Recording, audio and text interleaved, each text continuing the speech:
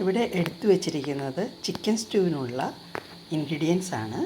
അതിന് വേണ്ടതായ ഗ്രാമ്പു 2 മതി. അതുപോലെ ഏലക്കായ ആണെങ്കിലും 2 മതി.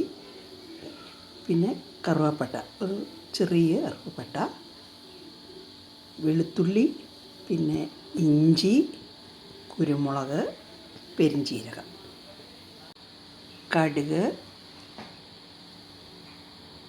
ക്യാരറ്റ്, ഒരു ക്യാരറ്റ്, കുറച്ച് ബീൻസ്, സവാള, 2 സവാള. ഇതിൽ ഞാൻ കാന്താരി മുളകാണ് ഇട്ടിരിക്കുന്നത്. അതിന് പകരം പച്ചമുളക് 2-3 ഇട്ടാൽ മതി. ചിക്കൻ ഇതിപ്പോൾ നല്ല പാർട്സൊന്നുമല്ല, അത് നട്ടലിൻ്റെ ഭാഗമൊക്കെ ആണ് ഞാൻ എടുത്തിരിക്കുന്നത്. കഴുത്തും നട്ടലിൻ്റെ ഭാഗമൊക്കെയാണ് ചിക്കൻ സ്റ്റൂവിനായിട്ട് എടുത്തിരിക്കുന്നത്. ഇത് പൊട്ടറ്റയാണ്, ഒരു പൊട്ടറ്റ എടുത്തിട്ടുണ്ട്. ഇത് തേങ്ങാപ്പാൽ, ഇത് 1-ാം പാല്, ഇത് 2-ാം പാല്, 3-ാം പാല്. ഞാൻ 3 പാലെടുത്ത് വെച്ചിട്ടുണ്ട്. കൂടുതൽ വെള്ളം ആവശ്യം വന്നാൽ വേവാനായിട്ട് കുറച്ച് വെള്ളം വേണ്ടി വരുമല്ലോ, അതുകൊണ്ട് തേങ്ങയുടെ 3 പാലെടുത്ത് വെച്ചു. ഇനി നമുക്ക് ഉണ്ടാക്കാം. ഒരു പാൻ അടുപ്പത്തേക്ക് വെച്ചു. അതിലേക്ക് ഒരു 2 ടേബിൾ സ്പൂൺ വരുന്ന ഓയിൽ ഒഴിച്ചു. കുറച്ച് കടുകിട്ട് പൊട്ടിക്കഴിയുമ്പോൾ നമുക്ക് സവാള ഇട്ട് കൊടുക്കാം. കടുക് പൊട്ടി തുടങ്ങിയിട്ടുണ്ട്. ഇനി നമുക്ക് സവാള,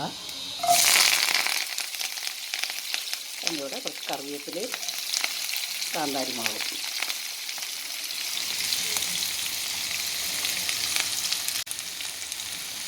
ഇതിൻ്റെ കൂടെ വെളുത്തുള്ളിയും ഇഞ്ചിയും കൂടി ഇട്ട് കൊടുക്കാം.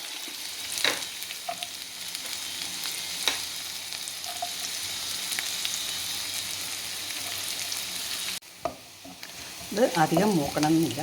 അതിന് മുമ്പ് നമുക്ക് ഇട്ട് വെച്ചിരിക്കുന്ന പൊട്ടറ്റോ ഇട്ട്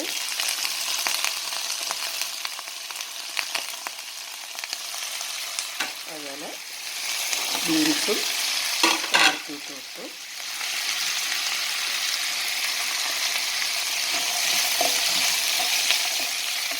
നമുക്ക് ചിക്കനും അതിലേക്ക് ഇട്ട് കൊടുക്കാം.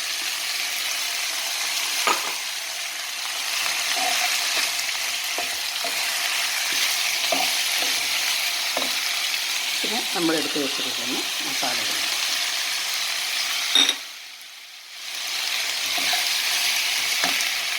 ഇവിടെ ഇരുന്ന് ഒന്ന് വഴറ്റിയതിന് ശേഷം തേങ്ങാപ്പാൽ ഒഴിക്കാം. നമുക്ക് കുറച്ച് ഉപ്പ് കൂടി ഇട്ട് കൊടുക്കാം.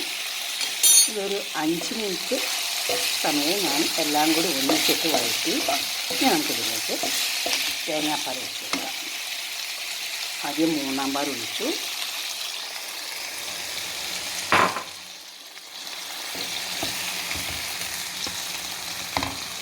രണ്ടാം പാലും കൂടെ ഒഴിച്ച് കൊടുക്കാം. ഇതിവിടെ കിടന്ന് വേവട്ടെ.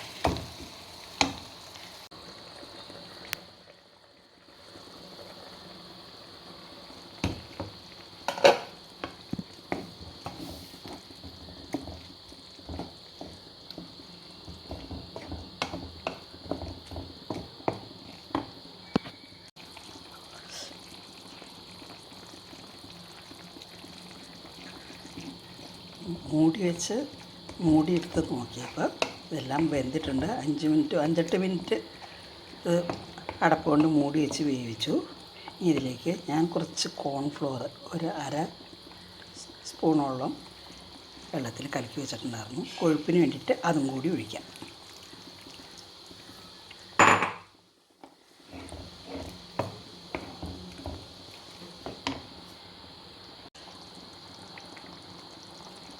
കോൺഫ്ലോർ ഒഴിച്ച് പതുക്കെ കുറുകി വന്നിട്ടുണ്ട്. ഇനി നമുക്കിതിലേക്ക് 1-ാം പാൽ ഒഴിച്ച് കൊടുക്കാം.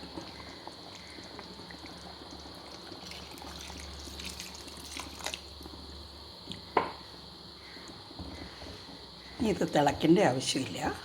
ഒന്ന് ചൂടായി കഴിയുമ്പോൾ നമുക്ക് ഫ്ലെയിം ഓഫ് ചെയ്യാം.